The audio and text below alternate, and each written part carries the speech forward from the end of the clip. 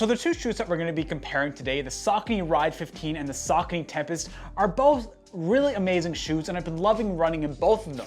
You know full well that the Tempus has been treating you much better than the Ride 15 ever has. The Ride 15 is so boring and has that plain Power Run foam, and the Tempus you're getting that Power Run PB. It's just treated you so well. The stability elements, they've been making your legs feel free. The Ride 15 is clearly superior to the Saucony Tempus. It's lighter, it feels better on foot, that Power Run is super good on your legs. You've just been enjoying every run that you've done in it. The upper alone, you two stop fighting? How about you guys just tell them about the shoes yourself, and then we can figure out what the benefits are and what the negatives are for both of them. Oh, this is gonna be good. No one. Yeah, I'll give the final conclusion based on what you guys say.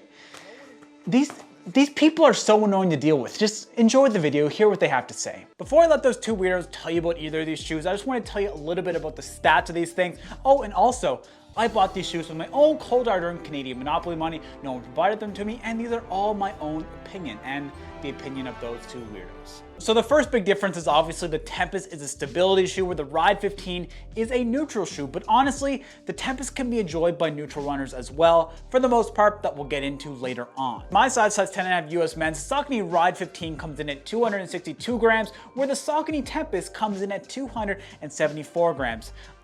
12-gram difference. We better call the weight police. But what's interesting is the Saucony Ride 15 has a little bit less stack height, coming in at 35 millimeters in the heel, 27 in the 4'4" and 8 millimeter drop. Saucony Tempus, it has 36.5 millimeters and 28.5 millimeters in the forefoot for another 8 millimeter drop. The Saucony Ride 15 has a pure Power Run midsole, where the Saucony Tempus has a mixture of Power Run PB and a Power Run frame for stability. Oh, I like you, Power Run frame. And with those stats out of the way, let's throw you over to those crazy weirdos to tell you about the Ride 15 and the Tempus. I hope I didn't break whatever I had over there. Oh well. So this is my first time doing a shoe review. I'm a little bit nervous, but I'll tell you about why the Saucony Tempus is so much better than the Ride 15. The upper on the Saucony Tempus has some overlays for a little bit of extra structure, but what I love the most about this upper is the breathability. It's absolutely fantastic, especially with these hot, humid days we're getting. Like, the whole world's burning on fire, so we need a shoe that's gonna help cool our little piggies down on our feet. In addition to that, the lockdown has been absolutely fantastic, so the connection to that midsole has been freaking top notch. And yeah, the upper might not have as much padding as the Ride 15, and yeah, it might not be as comfortable as the Ride 15, but honestly, to me, that does not matter. The Saucony Tempus and I, we're in love, and I'm gonna love it for all its faults in the upper as well. If you wanna do something Saucony, just add a little bit of extra padding, make it a little bit more comfortable. That would be good, but overall, the lockdown's great, the breathability is top notch, and that's all I really care about for me. For me, I love the Saucony Tempus upper. Oh, Ride 15, come back, I'm not ready yet. Barging into my lair, expecting me to be ready, like, can you knock next time? So what he said about the Saucony Tempus upper being not as comfortable as the Ride 15 upper, that is absolutely true, and that's one of the reasons why I prefer the Ride 15 over that ugly looking Tempus thing. The ugliness plus the price of it is why I don't really want to run in that thing at all. But so the Saucony Ride 15 upper is absolutely fantastic. Yeah, the breathability might not be as good as the Saucony Tempus, but it's still pretty darn good. The lockdown though is absolutely fantastic. The Saucony Tempus upper, yeah, the lockdown's good. The Ride 15 upper, the lockdown is next level. And I think it's due to the extra little bit of padding that the Ride 15 has. So if you're someone that likes a little bit of extra padding in their upper, look no further than the Ride 15. But of course, there are some elements of the Saucony Tempus that if you're not like me, you might actually prefer the Saucony Tempus, but for me, the Ride 15 and I, well, we're in love too. So I'm someone that overpronates just a little bit. I'm not a full-blown overpronator that needs stability shoes, but I do overpronate when I'm going at my slower paces, and that's why the Saucony Tempus is perfect for me. So the Saucony Tempus midsole has a Power Run frame running through the midsole for that little bit of extra stability, and mixed into that is the Saucony's own Power Run PB foam. It's the foams that we see in the Saucony Endorphin Speed and the Endorphin Pro. Maybe it's not the same formulation, and yeah, there's no plate in this thing, but the Power Run PB gives a little bit of extra pop to the Saucony Tempus, and that is no joke. In addition to that little bit of extra pop and response under step that you get in this shoe, you also get a nice smooth roll-off thanks to this curvature in the forefoot. So for me, when I'm going out there running, it feels extremely smooth. The heel to toe transition, thanks to that Power Run PB, followed by Power Run, followed by Power Run PB is absolutely fantastic. It is slightly firmer than you get in the Ride 15, and yeah, the Ride 15 feels a little bit more nimble on foot, but someone like me that overpronates just slightly in my daily training miles and in my slower miles, that's why the Saucony Tempus midsole and I, well, I didn't want to tell you guys this, but we're...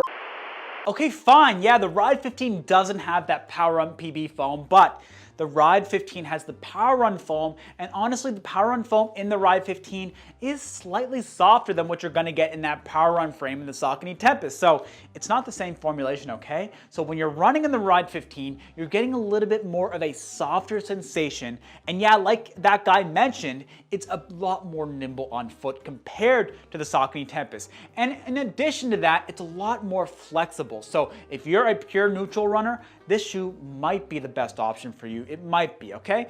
Running shoes are very, very unique, so you have to go run in it yourself. But the Saucony Ride 15 is much more flexible than Saucony Tempus. It feels a lot more nimble on foot, and honestly for me, I feel that it's a lot more versatile. This shoe right here, I find it a lot easier when I'm out there running. If I want to pick up the pace, the Saucony Ride 15 feels exceptionally easy to do so. Now, I will say that if you're someone that needs a pure stability shoe, the Saucony Tempus is the right option for you. It can actually be your speed day shoe, because what else are you going to use in the terms of stability shoes? The Brooks Adrenaline, that thing is just an absolute brick. So the Saucony Tempus is a good addition. Yeah, I'll give it that. It's a good addition to the stability running shoe market, but seriously, for me, the Ride 15 and I, well, absolutely love each other. All right, so I've listened to both of their arguments, and both of them have some pretty valid points, but which one do I personally prefer, and which one would I buy again and again? Now, this is a bit of a hard question, and it's something that I'm pretty perplexed by, to be honest, because honestly, both these shoes are fantastic, but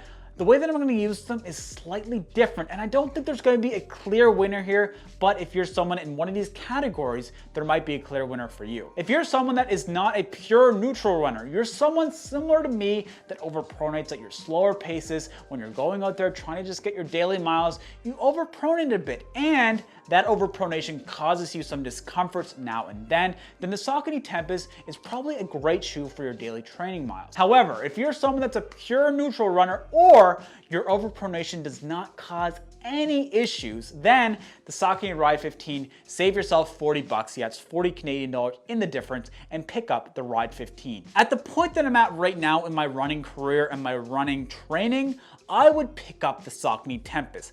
The reason for that is I'm doing a lot of slower daily training miles to build my aerobic capacity. I'm not doing so many tempo runs. And honestly, even if I was doing a bunch of tempo runs, I have better options for that. Like for example, I have the Saucony Endorphin Speed 2, soon to be the Saucony Endorphin Speed 3 whenever that comes out, but I have that shoe available to me that can also work as a daily trainer that's exceptionally good for picking up the pace. So I want something to kind of fill that gap. The Saucony Ride 15 and the Endorphin Speed are two similar use cases for me personally, so that's why I would go for the Saucony Tempus. However, if you're someone that just wants a single shoe and you're a neutral runner, I would highly recommend the Ride 15 over the Saucony Tempus. Yeah, if you're a neutral runner, the Saucony Tempus will work for you, but the issue then becomes at 210 Canadian dollars, there are so many great neutral shoes, so why would you pick up the Saucony Tempus?